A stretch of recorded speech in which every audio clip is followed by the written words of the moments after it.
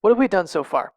We created a users table in the database and wrote a user model that we can use to read and write to this table. In this section, we'll create a sign-up page so that we can take in user data and save it to the database. In this particular video, we'll install Flask-WTF. Here's how everything will fit together. First, a user will visit the URL signup to create a new account. The page will be retrieved through an HTTP GET request and will load in the browser. Second, the signup page will have fields for a user's name, email, and password. The user will fill out the form and press sign up.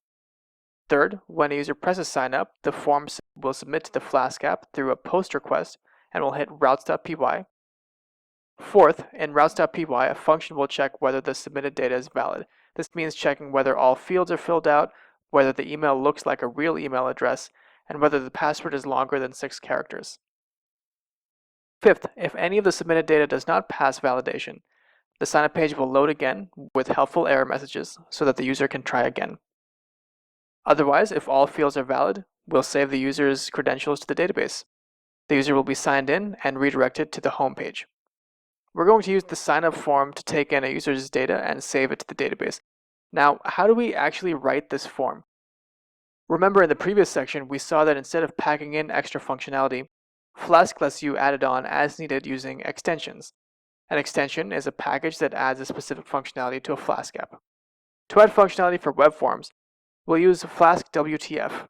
Flask-WTF lets us define forms in Python so we don't need to mess around too much with the HTML. To install Flask-WTF, we'll use the same sequence of commands as we did when adding Flask SQL Alchemy. First, get back into the app's isolated Python development environment. Next, use pip to install Flask-WTF.